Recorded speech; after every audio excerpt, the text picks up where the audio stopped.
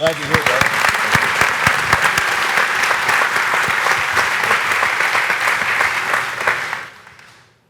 Welcome, Cam. Thank you. So Cam and I spoke prior to this, and we decided one of the better ways that we could, showcase what's in that brain and that heart and in that body of his that I still don't know how it works at the capacity it does, is through a little interview session. So I have a couple questions, and we've talked a little bit about it. So if you don't know who Cameron Haynes is, I'm going to give you a little primer, because he won't tell you this. As you all probably well know, my father and I were both very avid outdoorsmen, whether it be rifle hunting, bow hunting, or whatever it may be. We've done it for our whole lives.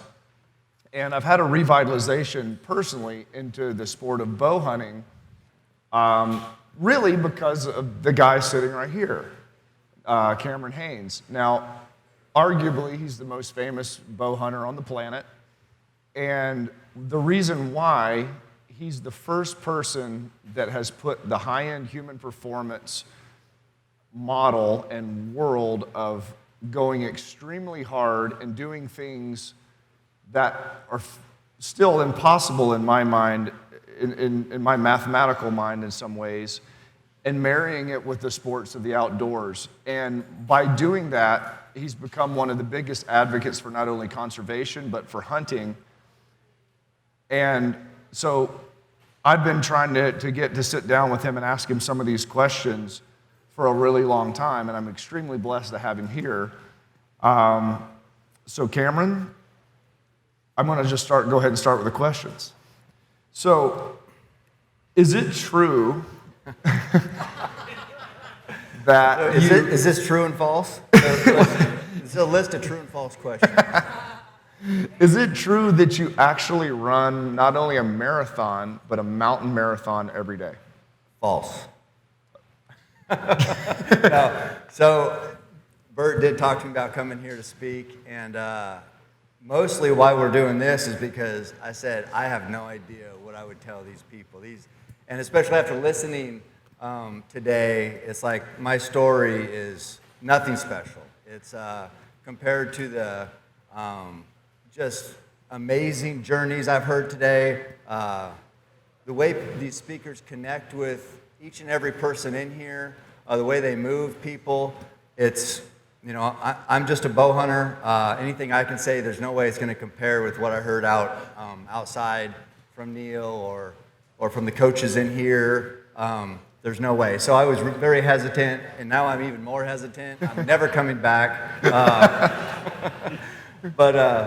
So I agreed to do the question and answer. So to get to your question, no, I don't run a marathon every single day. I do, if I'm getting ready for a 200 mile or something like that, then yeah.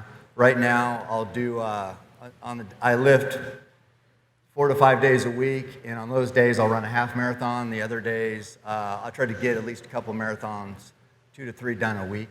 And but if I'm gearing up, mostly for a long endurance race, which is what I do right prior to bow season, which starts in September each season. That's when I'll get serious about endurance and ramp up the marathons per day. Marathons. Well, a marathon per day, Marathon per that's day. the goal. It's kind of a weird goal. It's like, what difference does it make? I've been at home, and just the other night on, I guess on Thursday, I had 24 miles done for the day because I have a full-time job. So I get up in the morning and I run. I did 10 in the morning. I did 13 at lunch with my son, or 14 at lunch with my son, I guess. And so I was at 24 watching the basketball game. I think the Blazers were playing, so we're pretty excited about that. And I'm like, I'm at 24. I can't say 24 is good enough. A marathon's 26.2. I got to go finish it off. And so that's, I think one of your questions was, what does keep hammering mean? Because that's kind of a slogan if people don't. Yeah, raise your hand if you heard keep hammering. Yeah, right. So a few people, but keep hammering is basically that mindset where you could easily justify finishing at 24 or whatever, 4 miles. But if your goal was 6, 4 isn't 6. 24 isn't 26. So whatever it takes, you go and get get that goal accomplished. And it's not as everybody in this room knows, because they're high achievers, it's not, that goal is just that you won that day. How you get better in your life is you win day after day after day after day. But if you cheat on one day, that's just more you got to make up the next day. So Gotcha. That's the mindset. Gotcha. So that's the keep hammering mindset that's been proliferated, and literally it's changed the outdoors world, and I'm seeing it change the human performance world, and I'm seeing a conversion of people that maybe weren't hunters or are now becoming hunters or bow hunters or outdoors enthusiasts, really because of you, because you're tying it in, whether you mean to or not, you're tying it in with high exertion and the ability to keep hammering. If you've heard lift, run, shoot, that's one of the things, again, that Cam has made extremely popular. You shoot your bow every day. Yep. And just think about that. Like, if there's a hobby or something, even your job, no one works every day. Like, how much do you have to love something to do it every single waking day? How much do you love it? Why? Aren't you good enough? I've seen you shoot. Yeah. No. I mean, you're never good enough. I mean, any success I've had is once it's over, and then it's on to the next. So I can't say I was good last year. I went on 4 elk hunts last year. I killed 4 good bulls. That doesn't mean anything for this season. And, I'm out there bow hunting a wild animal that it's not going to give me any breaks. It's not out there trying to commit suicide. So I got to be at my best. They're at their best in the mountains. They're out there 365 days a year. I mean, we spend one night out in the mountains with no gear. It's going to be a rough night. Sure. They do that 365.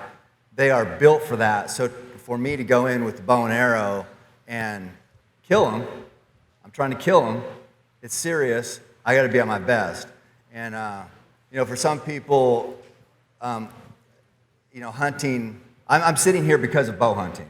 I've been on Rogan's show because of bow hunting. And it's like, if you would have seen where I came from, I graduated with a class of 28 kids in my class, a tiny school, logging community. Oregon? In small town Oregon. There was nobody.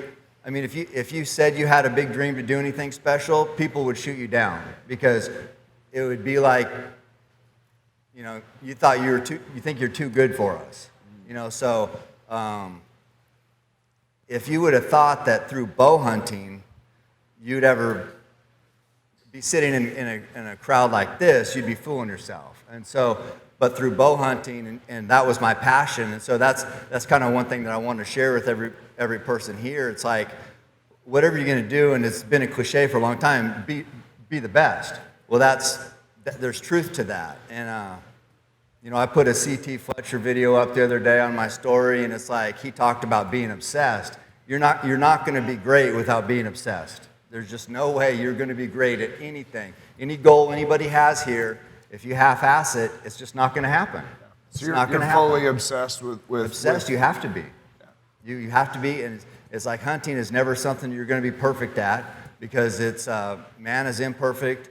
You're hunting a wild animal. It's just never anything you're ever going to master, but you have to be obsessed with trying to attain that. And one thing I'm thankful for is I can get up here and I can talk about bow hunting. And a lot of people, I would assume 95% of the people in this room eat meat.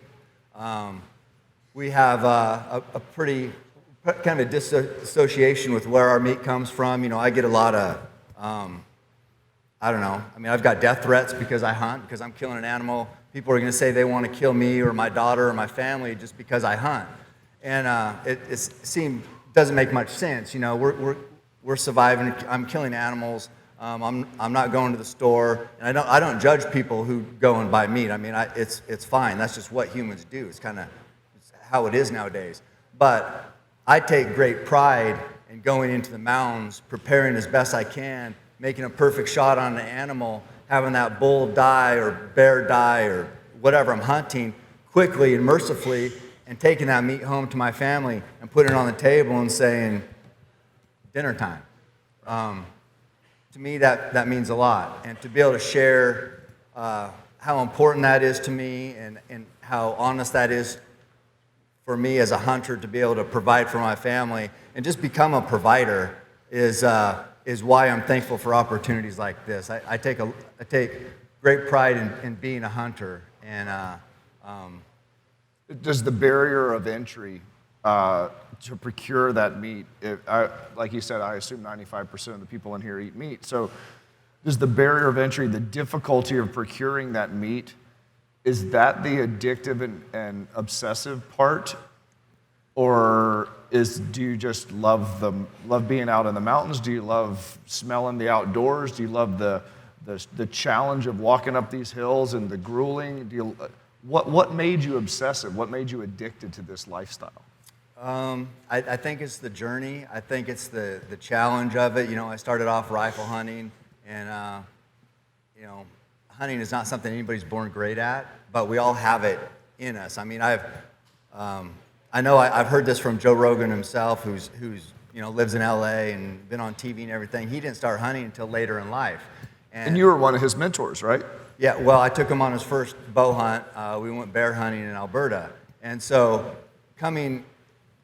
I think once you get started on it and you think about it and you're in the mountains and you feel that connection with the mountains, it feels natural quickly because man has hunted. That's what we've done for thousands of years. Yeah, eyes are on the front of our head for focus. It's just the way it is. So it's like that connection comes quickly if you allow it.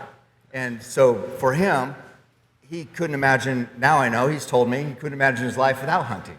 And so I think that can happen. Well, when you have something like that has that type of genetic code and genetic connection,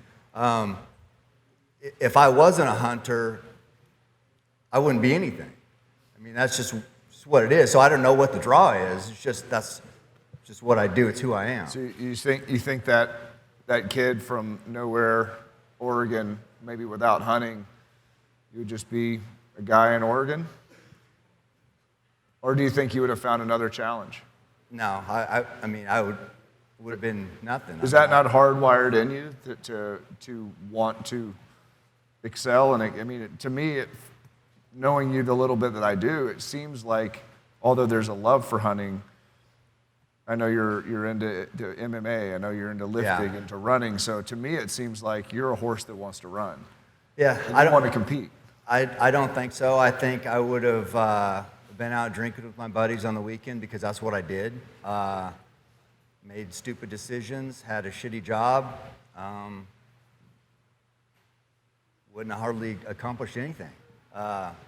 Hunting gave me focus, and then once I'm focused, it's a different deal. But without that focus, I was a young guy trying to gain acceptance from other young guys, and people do that through stupid ways. And so no, I wasn't going to be setting the world on fire in anything positive for sure. Played sports in high school, was good at football, and tried to play in college, and wasn't good enough for that. And then it was just, up at the rock pit drinking beer. That's it. I was listening to one of your podcasts or one of your IG posts or something, and small town kid from Oregon who everyone overlooked. There's another guy from, I believe, Coos Bay, Oregon. Yeah. Steve Prefontaine. Mm-hmm. You like to run. Yep. Do you feel any kindred spirit with him? I mean, I've been to the Eugene area. I've competed there a time or two, and I would have to think that someone roughly of your age growing up with that guy around, is that a legend that's someone to aspire to or a mindset, or do you see any similarities? No, not. I mean, he was a freak. He had every American record from the 2,000 to the 10,000, and went to the Olympics. And I mean, But wasn't his whole mindset that talent was bullshit, and his talent was effort? Sounds kind of familiar. Yeah, he would get up in high school, because I've seen movies. Actually, my dad was also a very good track athlete, and had scholarships at the University of Oregon and Oregon State, one in gymnastics, one in track. He's a pole vaulter. So he was around that same era as Pre.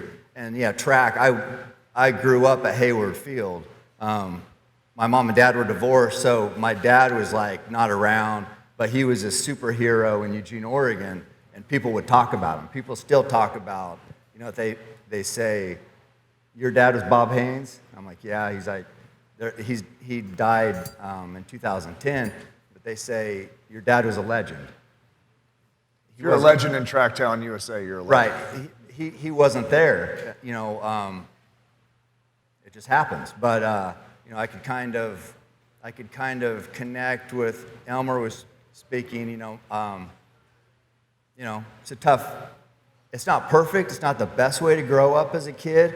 But man, you come up out of that and you're tough. Right.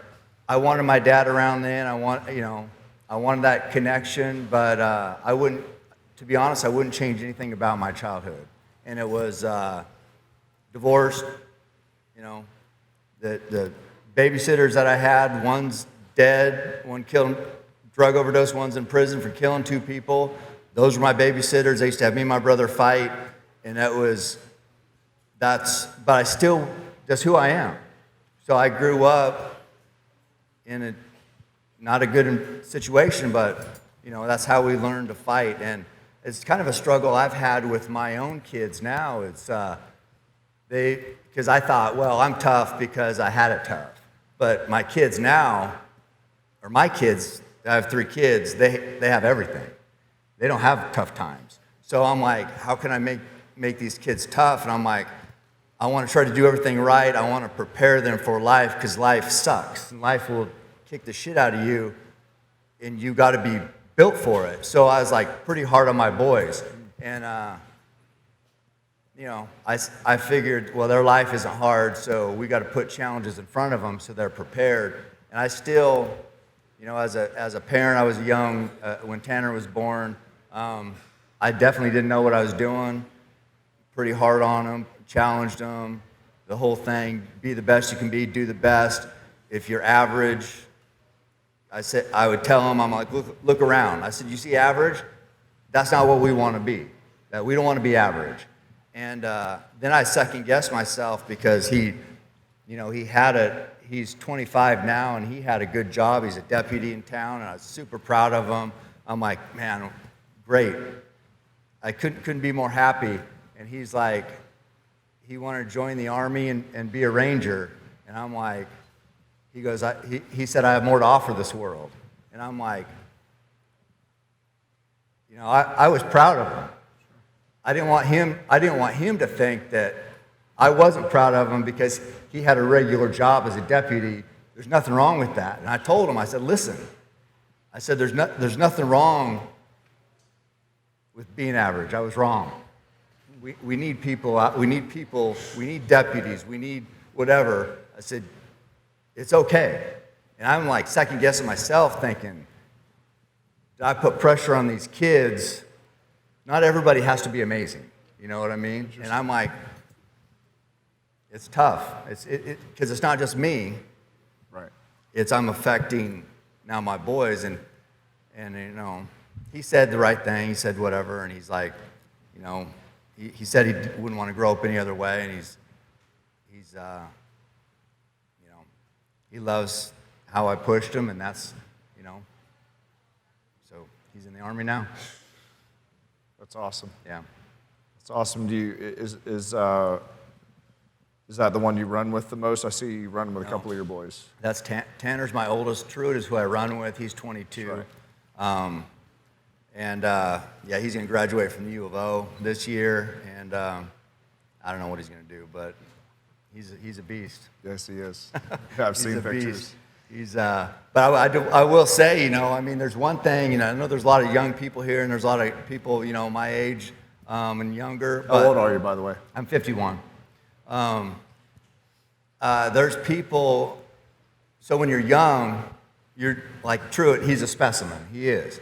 But you train for years and years and years, I think you might say old man strength, but you get better. You get more mentally tough. And I always say, well, because I tell them we'll be running and we'll be whatever, and it's hard. But once you've been through more in life, you realize this is temporary pain. This isn't going to last forever. This run is going to be over. This lift is going to be over. This race is going to be over. And then you're going to be back at home watching NBA. People go through forever pain, or pain that, their life is a real challenge, or, whatever. What we're doing, training, it's a self-induced stress, really. It's fine. It's like, it's going to be over. But when you're 22, you don't know that. You think that this shit's going to last forever. So there's something to be said with just sticking to the grind. Like, I'm good at what I do now because I've been doing it for 30 years. Right. That's it. It's the only reason why I'm good. So did you have a period of time when multiple marathons a week, was it ever in the cards? Did it just slowly, linearly go up, or do this and all of a sudden, I'm just going to try it, and now a year later I could do a marathon every day? No, I mean, it's been a slow grind. I'm like everybody else. I started 5Ks, 10Ks, half, full, 50K.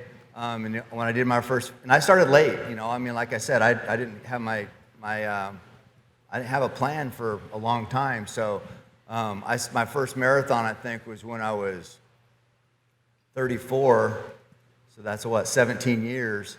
And when I did a 50K when I was 34, and it was 31 miles in the mountains there out of Corvallis. And I was finishing this race in 5 hours, something like that, and I'm like, holy shit, I'm a beast. This is like, nobody does this stuff. And, I saw these guys running the course in reverse, like coming back up, and I finished, and I'm like, I couldn't even comprehend what was going on, but I finished, and I remember I said, I saw these 4 guys running back, so I asked somebody, I said, I saw 4 guys running backwards up the course. What were they doing? They said, they're doubling the race. They're getting ready for Western. And I was like, so they ran, the race is 31. They ran the course backwards. So they did 62, getting ready for Western States, which was a 100-mile ultra, which I didn't know people did. So that was my first, I was like, people are capable of this. And so it's been, started on that grind. And now I just have learned, I've been lucky through hunting to have made connections with, Goggins, Courtney, who I run with, who's one of the best in the world, and I can learn, best runners in the world, and I can learn what the human body is actually capable of. And it's so much more than I ever knew, but I'm seeing now, and so now it's, what I do is just kind of what my body's used to, but it's still, we can do way more than what we set ourselves up for, I think. But it's a process. There's this guy at work. He's been started out running, and he's doing 2.4 miles a day running at lunch. And on Friday, I said, "You running today?" He's like, "No, recovery." And I'm like, "Recovery, huh?" And I said, I think you could run 5 days a week, because he doesn't run on the weekends. He's like, "You think my body'd be okay?" I'm like, "Yeah." So it's just how you start. It's just, you start with 2 miles a day, 4 days a week, then you go to 5 days a week, then you start creeping up. That's how I did it. Sure.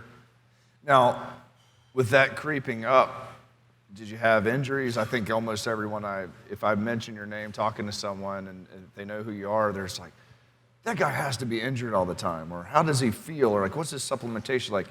I think a couple questions. I want to get back to another one. Have you had injuries? Do you have nagging injuries? And what recovery protocols do you use, or are you just tough as woodpecker lips and that's just how it is? I have to be tough, because I'm not satisfied. I have goals, and if I don't get them, I'm just not going to be happy. So my body, I just make my body do it. When I get up in the morning, a little rough, but by lunch, I can run 6-minute miles. So Wow.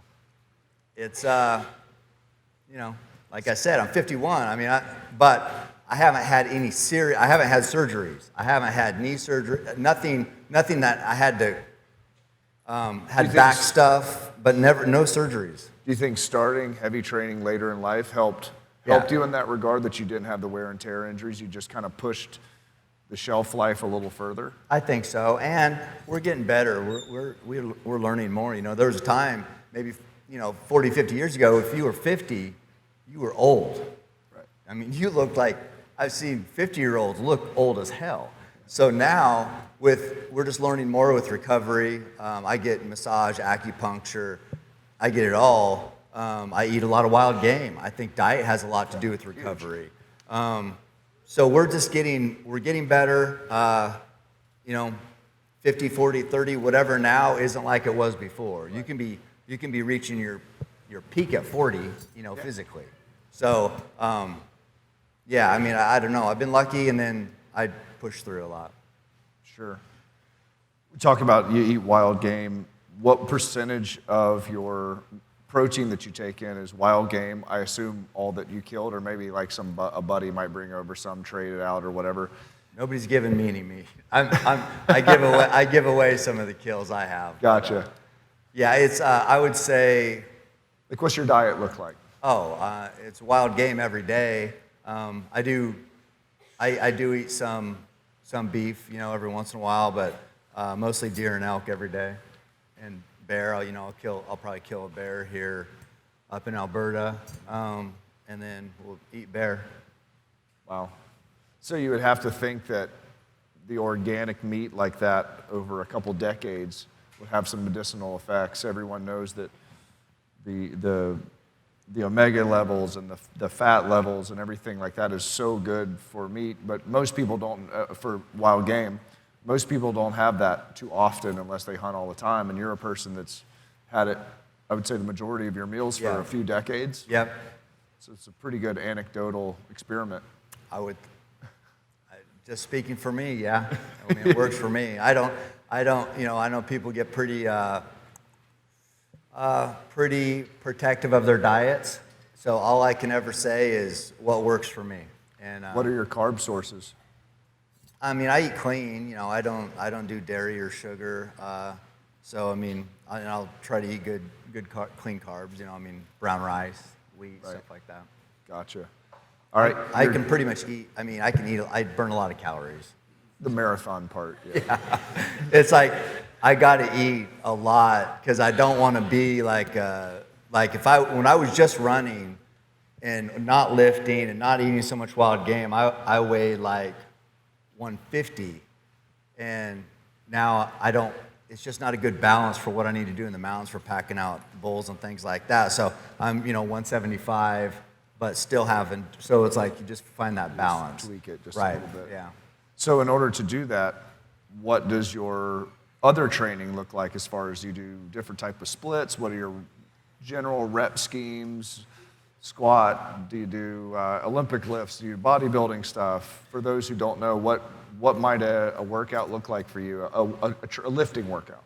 I always say that I'm just trying to get endurance. I mean, we heard talking about the UFC, and I just kept thinking about.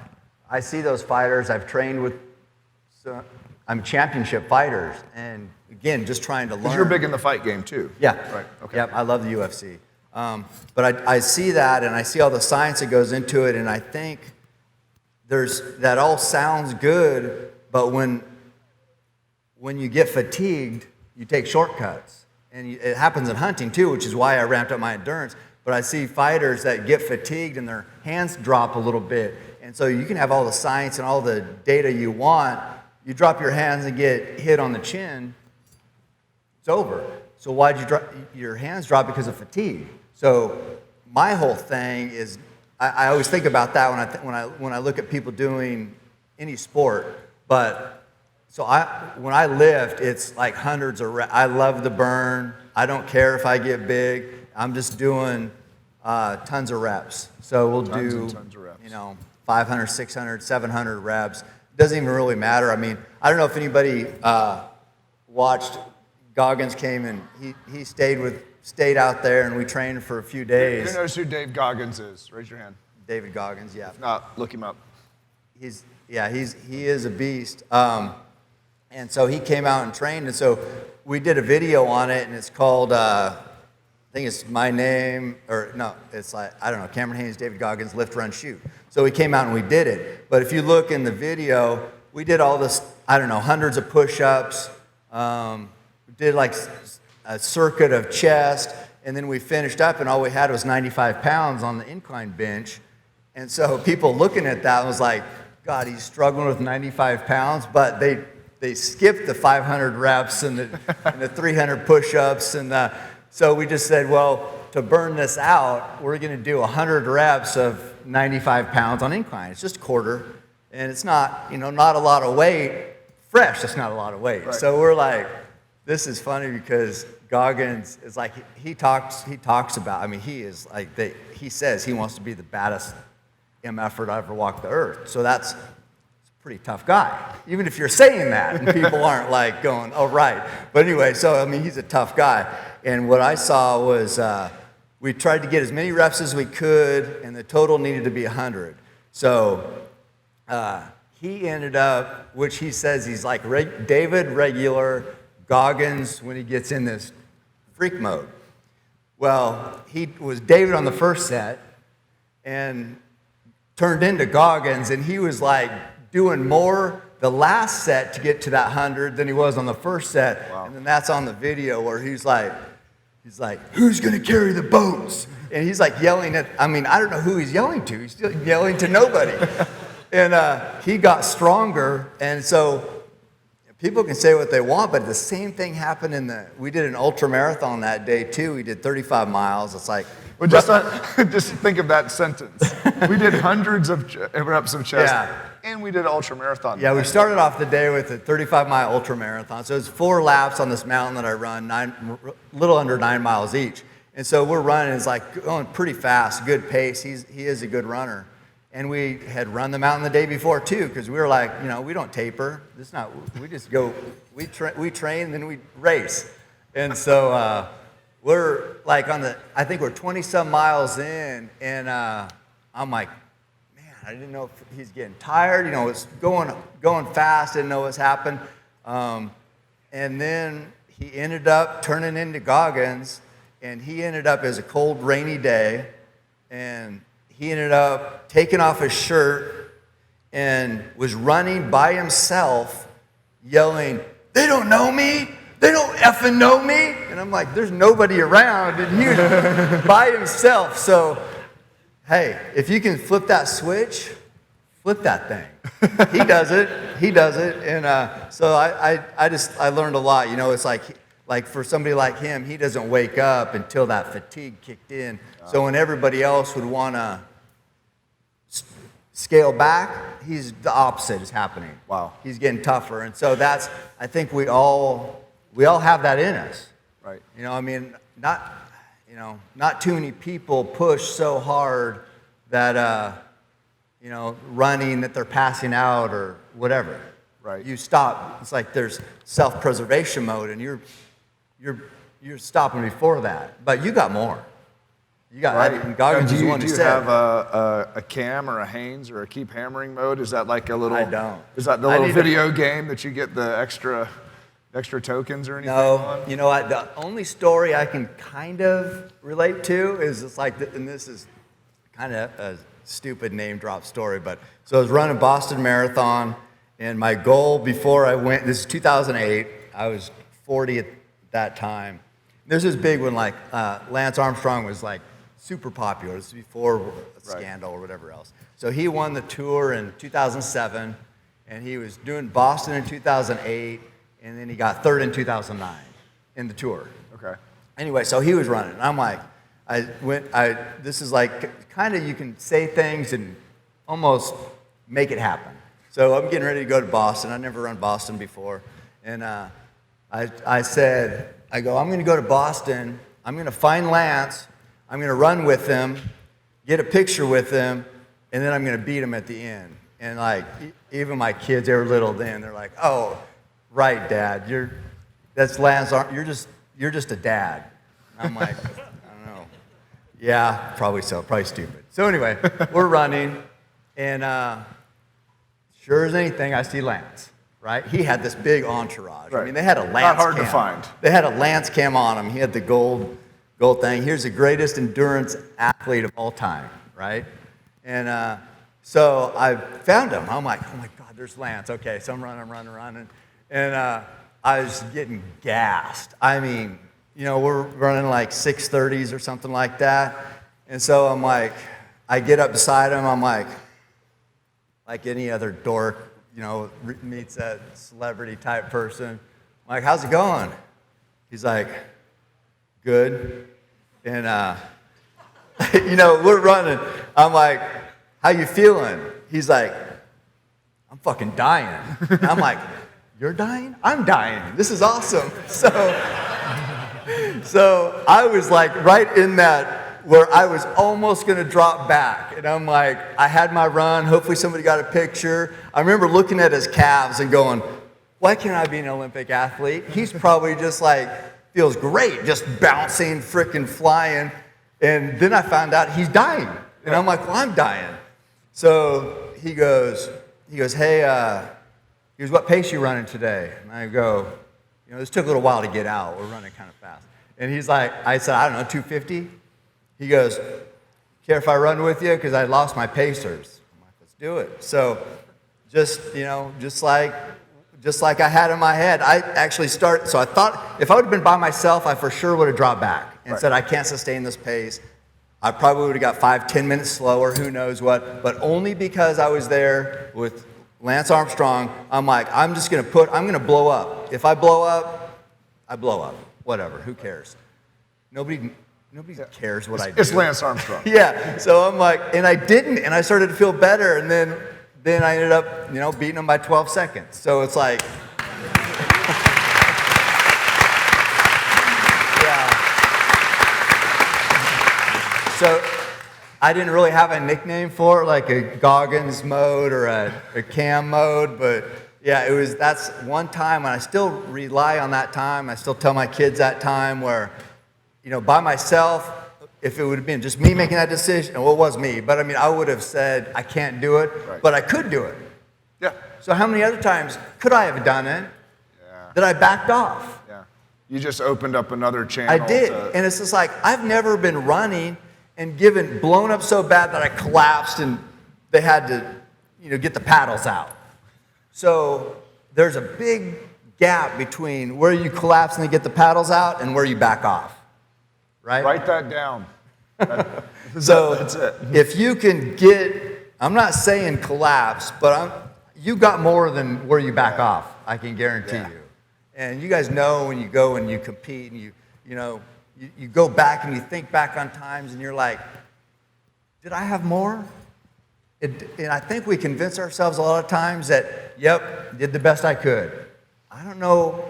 It's haunting. I don't know I think we tell ourselves we did the best we could. I think we probably have a little bit more. Yeah, almost as a coping mechanism. Tell yourself you did the best you could. You get pretty used to telling yourself that, and you get pretty used to settling. So I try to keep that in mind, and I'm not saying I'm, blowing the doors off and PRing every time, but I know we have more than what we think we do. And I've seen that. I've seen that firsthand. I've seen that in running and in my buddy in hunting, in the mountains, my best buddy Roy. I've seen him push and do amazing things, and where anybody else would quit. And that's what we used to say, is that's the only thing that's going to separate us from that. He grew up in the same small town I did and went to Alaska and became a legend up in Alaska in a land full of hunting legends. And it was only because we would do what other people wouldn't want to do. And that's the only difference. Because really, it's not seen as a competitive, hunting isn't seen as a competitive sport, but there is an inventory of animals, and it's who gets to them. And the animals don't want you to get to them. So now you're fighting the other guys that could walk in 3 miles, and then you have to go in 20 because the other guys are too weak to get to them. Right. So we would say we'd want to go. Our whole approach would be like we'd want to do or go where nobody else would want to go. That was the only reason why we would have success. And we'd always be like, we'd be on Kodiak Island or whatever, and we'd think, what's over the next ridge? Is that the promised land for hunting, right? So we'd always, what's the next ridge, the next ridge. And you get, the further back you get in any country, the less people you're contending with. So what our goal always was we would want to compete just us versus the animal, not us versus every other guy hunting. Right. Because then it's like, then there's a lot of variables in there, and guys are spooking animals. There's that. So if we could eliminate other men, which, you know, there's a lot of tough men out there. So it's, if you're going to be the tougher of the guys in that country, or there's some tough women, not as many that hunt, but, you know, like Courtney, who I run with, she's like one of the toughest humans I've ever seen. Right. So, I mean, if you're going to be the toughest of tough people, you're asking a lot. You got to be ready. Right. And really to understand too is if you're going back further and further for these animals, not only are you doing more work on the front end, but if you're successful, you've just wildly grown your task ahead exponentially to get the animal out. Yeah. Because again, if you have to walk all the way back there, you're not driving the truck or the four-wheeler and elk are big. No, yeah, I mean, you're processing, you're gutting, skinning, quartering, packing all that meat out. So an elk will have how much weight? 250, 300 pounds of meat, which will come out on your back. A moose will have, 600 pounds of meat. And so that might be how many trips back? 20 miles out, 10 miles out? Like what might you hunt? Normally, I mean, I've packed bulls out 12 miles, probably is about the furthest. Moose, they're usually around rivers, moose, but I have killed one over the last hunt that Roy and my buddy Roy, who I spoke of, he died in 2015. He fell sheep hunting and died. On our last hunt together, we packed the bull I killed 4 miles, and that was 600 pounds. So that was a couple trips in the snow up over the mountain. So yeah, it's not, I mean, we made a couple trips. We had 100-pound packs, I think, and if you packed you packed a deer. I saw, that weight on your back in uneven country, walking down creeks. It's like a whole different. Oh. You think core strength? It's different. Dude, yeah. So Cam's pretty famous. A couple pictures he had. A lot of people, they break down the animal, meaning skin, gut, quarter, pack it all out. And there's was a couple pictures I saw a few years ago of Cam literally with just a gutted buck on his back and just horsing it out of there. And I'm thinking, unless this guy's 11 feet tall and 400 pounds, there's no way a human can do this. So I killed a deer last year and I tried it and I almost died. And and it was so wildly difficult that that you have the ability to do that is, and it turns out you're not 11 feet tall. Far from it. What's half of 11?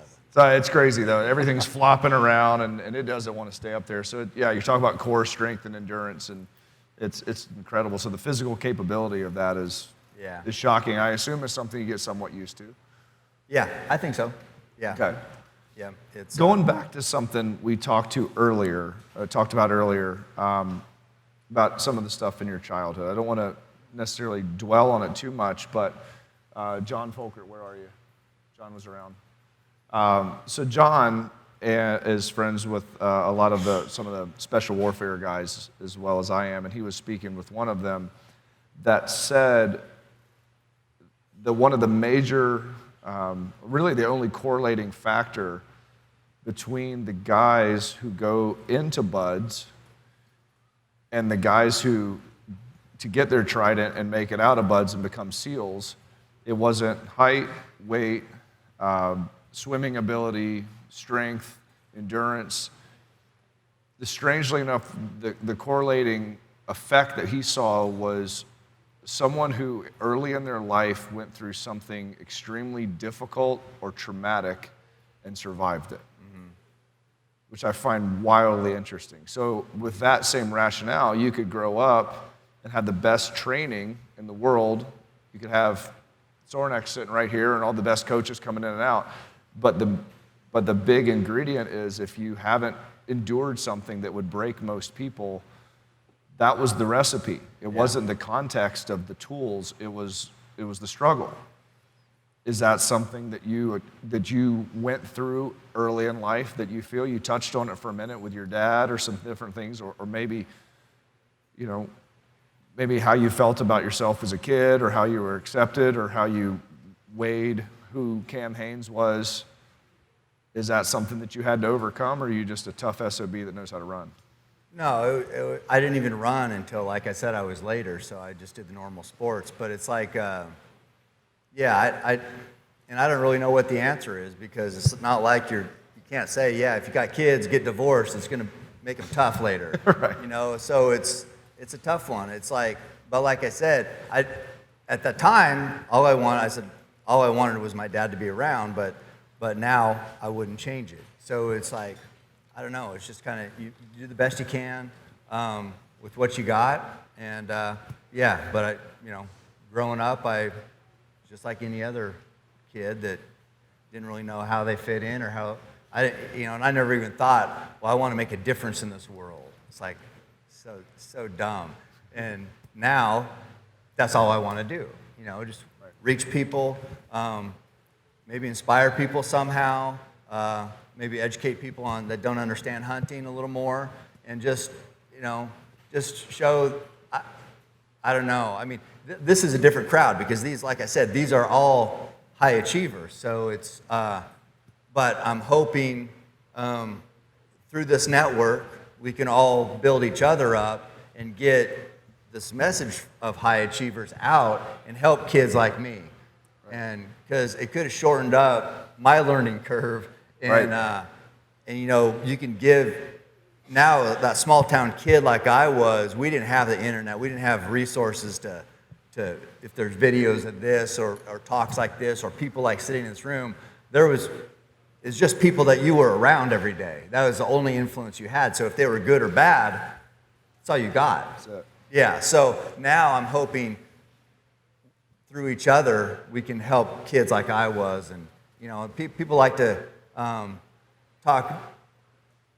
focus on the negativities of social media. There's a lot of positives, and there's a lot of people here who I think deserve to have a huge following, because they are we were talking about that earlier. Yeah, they are difference makers, and they're like their message deserves to be out there, and I just want to play a part of that.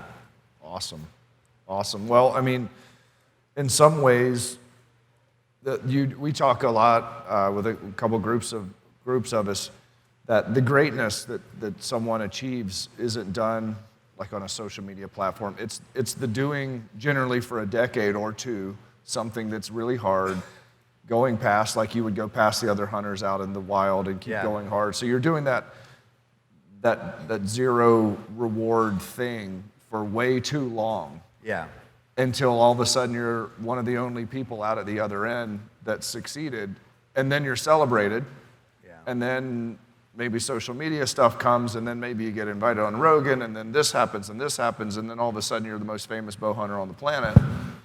But I know you didn't go out after that. You went after what your passion was. Yeah. No. And that's another thing I see with everyone who's that level, is everyone's going after their passion for way too long, until all of a sudden the overnight success for a kid who started bow hunting in the 80s. Yeah, and that's one thing that I'm always thankful for with Rogan and that's kind of what he's known for, is he looks for things out there, and if it's an interest to him, regardless of who they are, he wants to talk to that person. Right. And so now that the podcast is such a powerful medium to reach people, and then he's a amazing interviewer too. So it's like, it's been great to introduce people, and for me, it opened my story up to others, and that's kind of the snowball effect that I talked about here, and that's what we all can play part of. Right. And it's and another thing I learned from him too is, like, I've always been, or growing up, I was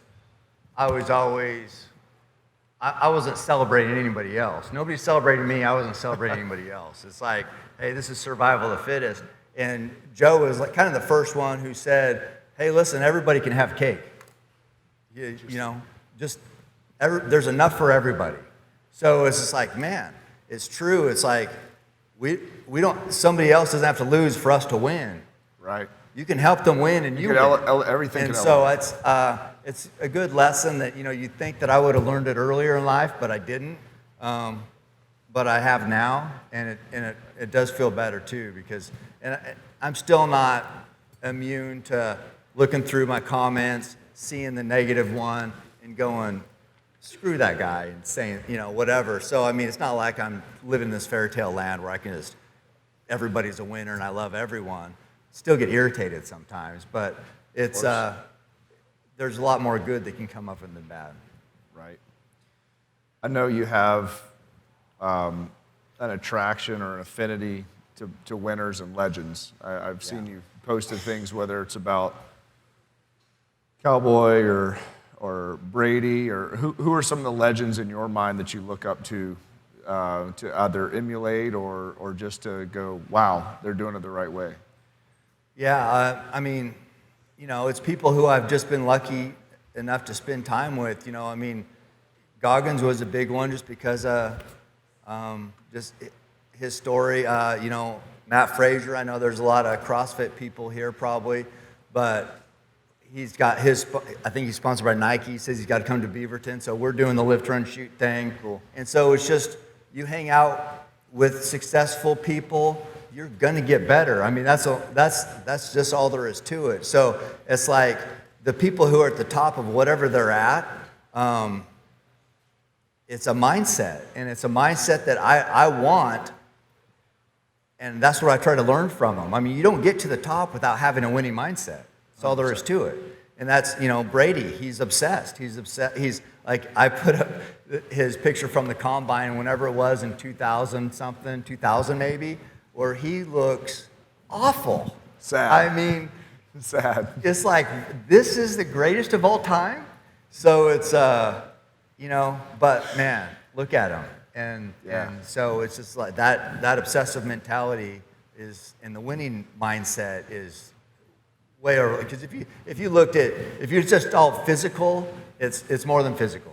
Because it's just got to be. And so that's what I try to adopt, is that winning mindset. Absolutely. So we talk about here at Sorinex, be legendary. I would say to a lot of people, they would consider you legendary. Do you want to be a legend? And it's okay if you do. It's all right if you say yes. Or say if you say no. I don't know. I don't think so. I mean, I don't really know. I mean, all I'm trying to do is do the best I can every day. I definitely don't feel like a legend when I go and spend time with people who I look up to and who I think I'm trying to learn. I'm not trying to compare myself. So yeah, I don't. God, if you say, it sounds weird to say, yeah, I'm going to be a legend.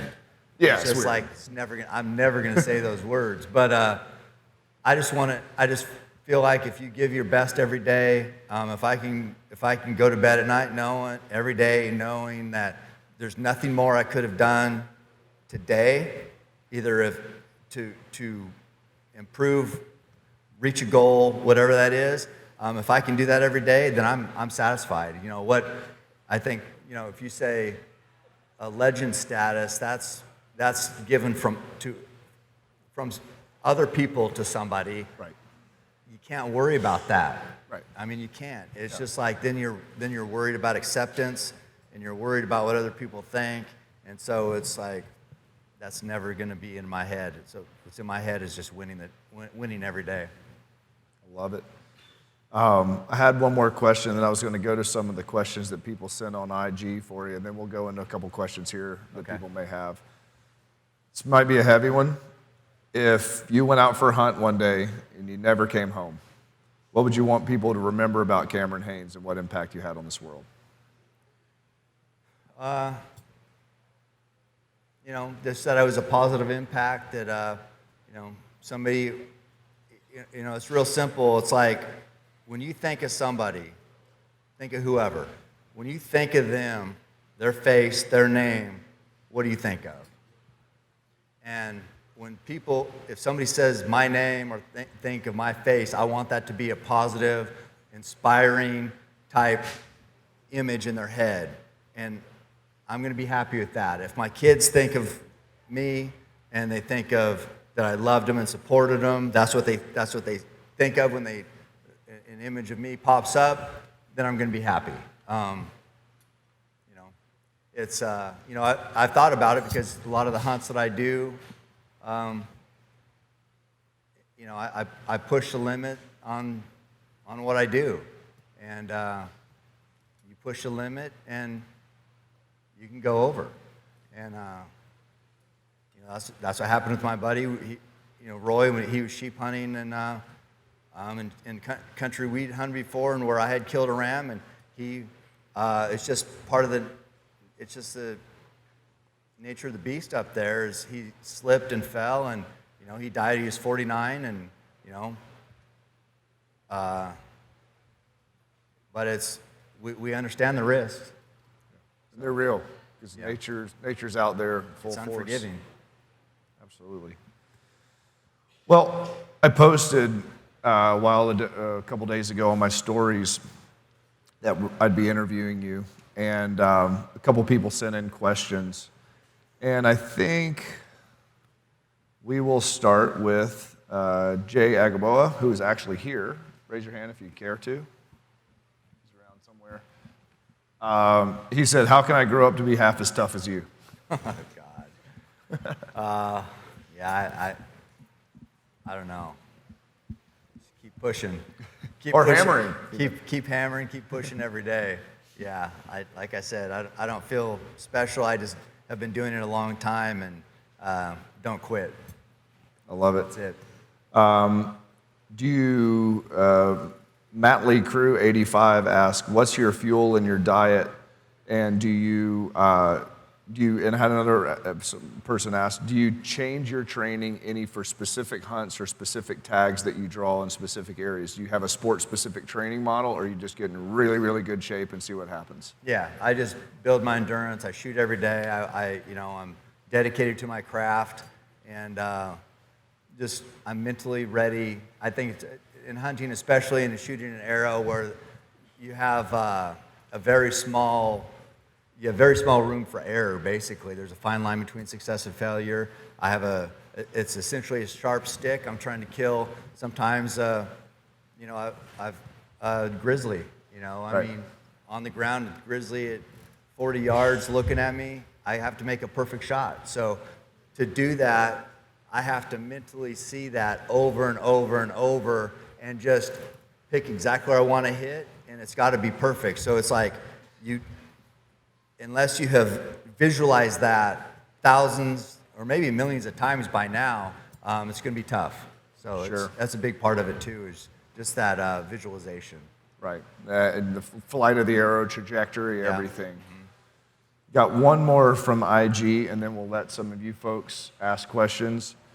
Zachary Baggins asked, what does the powerful Joe Rogan smell like?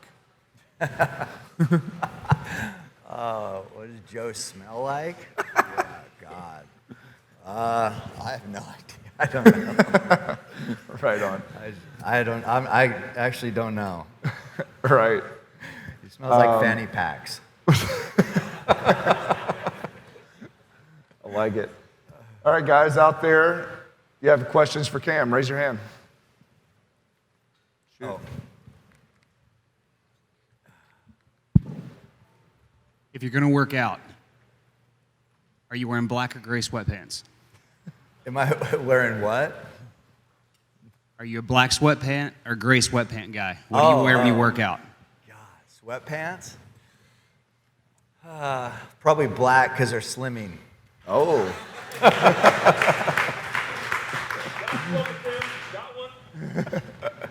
We have a fight here internally about black or gray sweatpants. So you just I don't wear sweatpants too often. You just shifted the status. Who else? In both bow hunting and also in running, composite materials have leaped to the forefront. Are you a fan specifically? Have you run in the Nike Zoom Viper? And do you hunt with carbon or some blend of carbon and fiberglass arrows? The arrows I use are called Easton Full Metal Jackets, and so they're carbon, and then they're carbon inside aluminum. Why is that? So it's not a carbon arrow, it's not an aluminum arrow, it's a combination of both, and they basically transfer energy better than like a straight carbon. There's a lot of power on a bow when you shoot, and when you let that string go, if you watch in slow motion, that arrow is kind of fishtailing. Well, these don't fishtail that much. They fly straight. They hit hard. So if I'm hunting Cape buffalo in Africa, which I've killed with an arrow, you really need with an 1,800-pound animal. The arrow has to hit hard and hit straight, and you can't be wasting energy with it losing out the side. So I think those Full Metal Jackets hit hard and fly straight like that. What weight bow do you shoot when you said? For that draw weight. Yeah, on that one it was a 90-pound bow, normally 80. 70-pound is like usually the maximum of the industry, so a 90-pound is a stud bow. And in your running shoes, have you run in the carbon fiber Nike shoe that returns energy? Nike? He's an Under Armour guy. Yeah, no, I haven't tried those. Are those new? Nike ran a closed marathon with their Nike, I believe it's the Zoom Viper, and they came within 2 seconds of going under 2 hours. Yeah. Marathon. I saw that. Yeah, I haven't run in those. No. You were actually Under Armour's first sponsored athlete, is that correct? No, not first, but I'm their longest sponsored athlete. There you go. Yeah, longest tenured athlete, they say. Nice. I got a question for you, man. Yeah. Because as I've kind of noticed you kind of chilling, watching the speakers today and kind of taking this all in, and you seem like a very just like super chill person. And a lot of people in here aren't necessarily endurance athletes.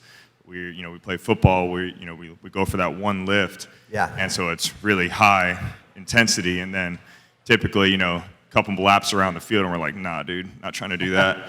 Yeah. But my question is your attitude, like your kind of chill demeanor about this, have you always been this way, or is that something that you developed as you progressed being an endurance athlete and having developed that kind of patience in your training and your hunting?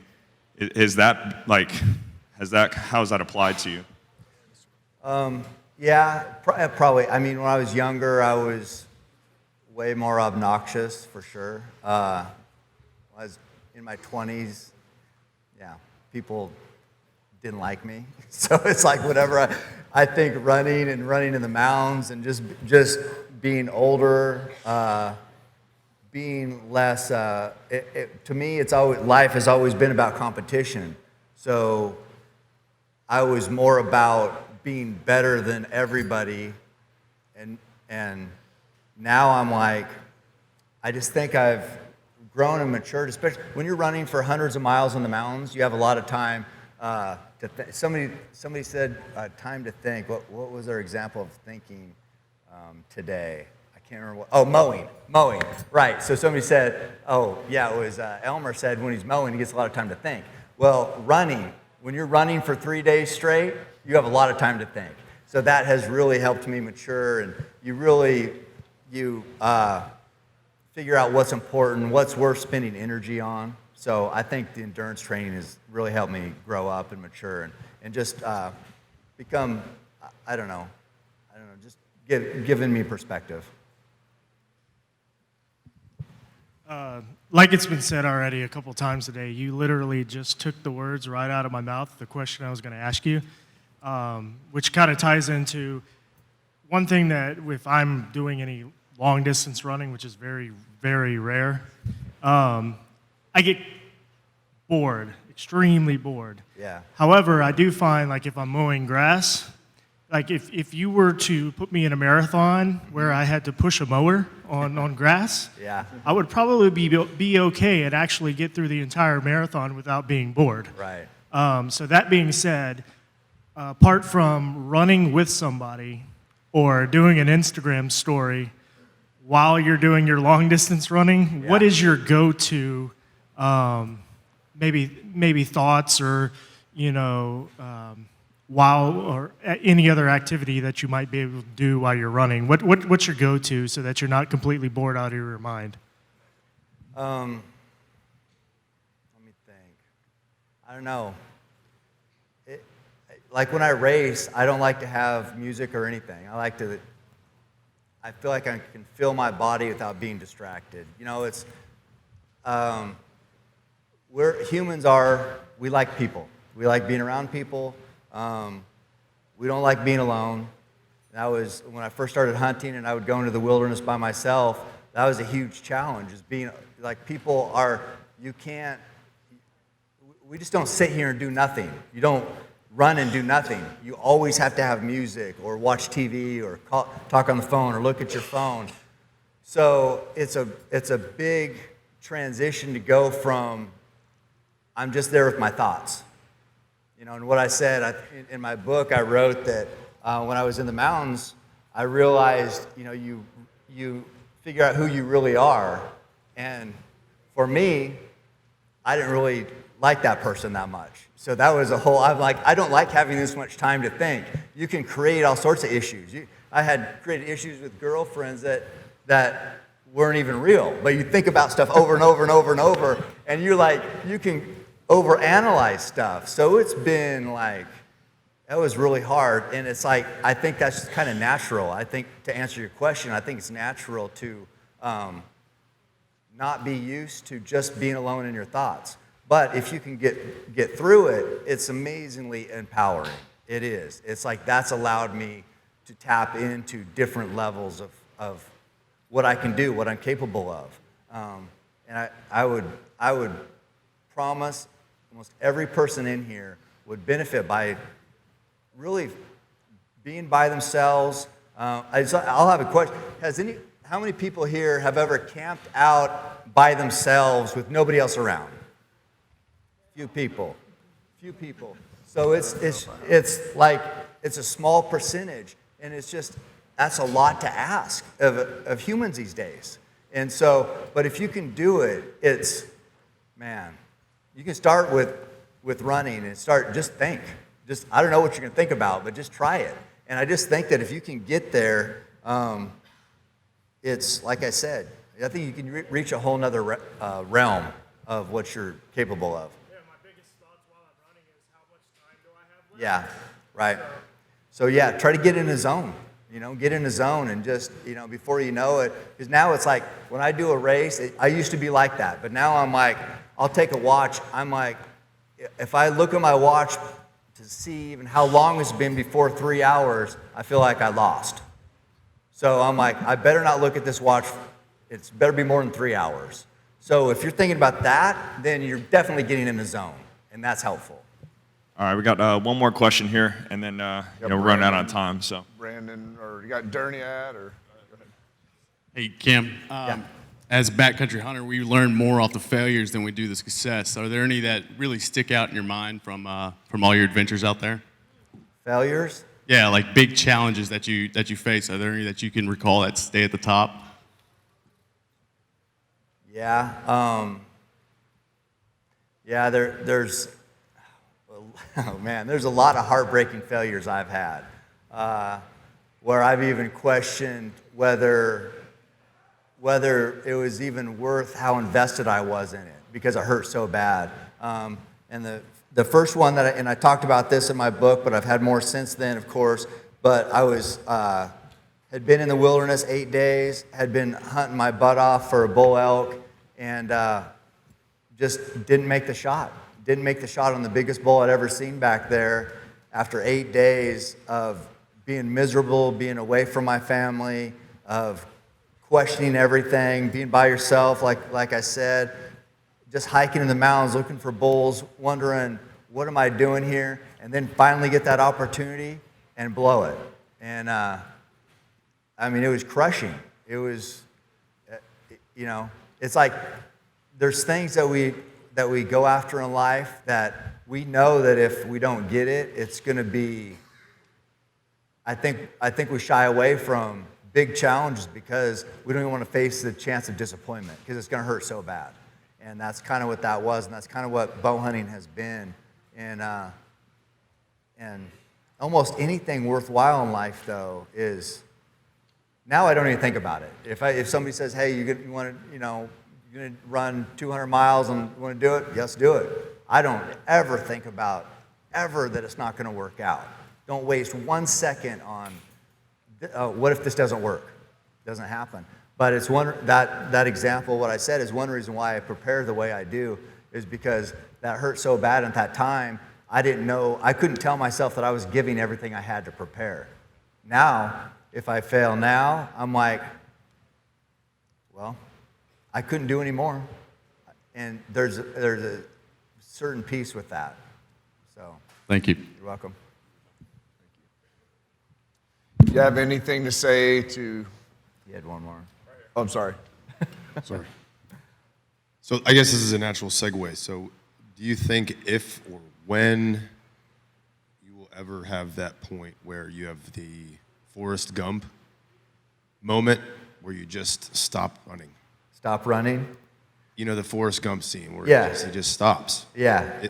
If, when, or have you mentally prepared for that moment to ever happen? No, because for me, it's like running. Running is one of those things where sometimes when I don't know what to do, I don't really have a plan for the day. I don't really know, okay, how can I check the box of I worked my ass off today? I run. I'm like, that's just what I do. That's like my go-to. I know if I get my miles in, I'm going to at least feel good about that. And it's just like, that's my easy go-to. So if you take that away, it's going to be rough. I mean, it's I'm not there yet. And, I don't know. It's I've been lucky to be able to run like I do, and it's given me, strength and peace, and I hope it continues. But yeah, it's just been an easy go-to for me. I'm sure you guys have your go-to, like you know you're going to do this every single day, and you feel good about it. That's how running is for me. Yeah, thanks. Well, we're about to start with guys lifting the gym, guys and girls lifting, so we're going to pull up chairs and get after whether it be the squats or the deadlifts or the ACFT. Do you have anything to say to these people that are about to get after what may be their lifetime best, maybe just a great time? Oh, I'm excited. I'm honored to be here. I'm honored to be in the company of so many amazing people. It's just I don't feel like I belong in this crowd, but I feel welcomed, and I feel honored, and I just want to thank everybody for spending time here. Awesome. Thank you.